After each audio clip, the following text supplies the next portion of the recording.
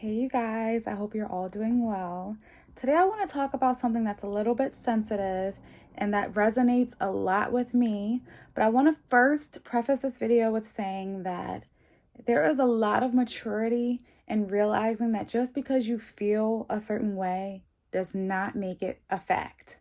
So sometimes you feel things that are just not true. But one of these feelings that I often feel and I've felt throughout my life is that sometimes people don't appreciate, support, or celebrate me as much as they celebrate other people who are doing the same thing or less than me. And I know that even though it feels like a lonely journey, that I'm not alone in feeling this way. So I wanted to help you all with a tool that I've found that helps with this and actually taps into maybe an assignment that God has for you. So, there are three main approaches to this feeling, and the first two are common. I kind of lean towards the first one, but I feel that the third one is really where God wants you to be when you feel this way. So, the first approach is to feel humble and act humbly. Basically, you are humbling yourself before other people get the chance to do it. You act in a lowly manner.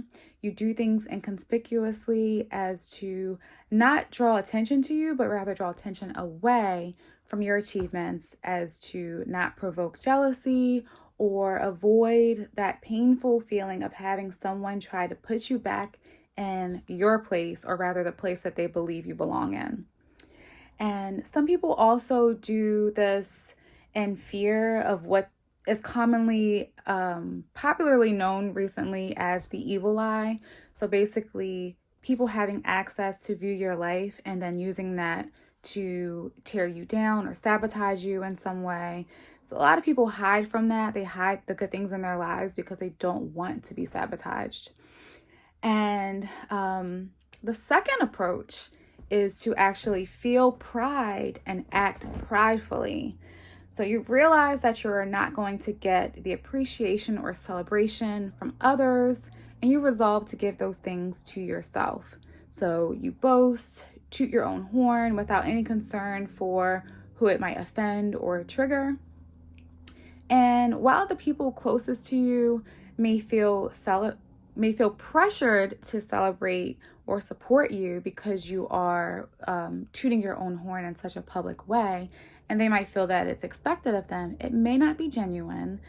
And you may actually garner support from strangers who feel inspired by your success.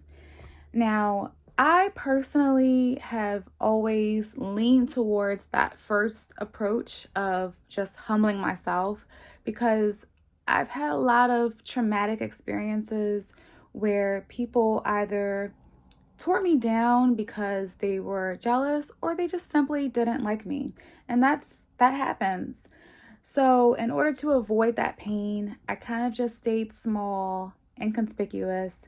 But then I began to wonder if it was becoming sort of a self-fulfilling prophecy where people did not celebrate or support me because I didn't want or expect them to. So that's when I began experimenting with that second approach, being proud, tooting my own horn, letting people know the great things that are happening in my life. But that was really uncomfortable because it did not feel authentic to me. So I had to do some reflecting to really get to the bottom of what this feeling is and what it means and why does God give it to me. And that's when I realized there is a third approach, which is where I truly believe that God wants us to be when we feel this way. And it takes a little bit from the first and a little bit from the second. So it takes feeling humility from the first approach and a little bit of the boasting from the second approach, but not the kind of boasting you may be thinking. So it is blessed to be humble because it's true that the good things that are happening in your life are not solely from your own efforts, but rather due to God's blessings. So He is the one who gives us the ideas, resources, willpower, and even coincidences and everything else that are good things in our lives that allow us to make things happen. Yes, we have to act on those things, but it's God who gives us the will to do those things in the first place. So, excuse me, we are not to hide these good things in our lives, but rather utilize them as a part of our testimony for what God has done in our lives. So this is encouraging to other people. It really uplifts people who are maybe on the fence with God or all in with God. And it's boasting in the Lord and not in ourselves, because that's the truth of the matter. It is all God's doing. And all of the good things in our lives should not be used as tools to garner praise for ourselves. And I think that's kind of the fallacy in this whole feeling and mindset of people who don't celebrate and appreciate you. You don't need those things from other people. What you really should be seeking is that all of the glory goes to God.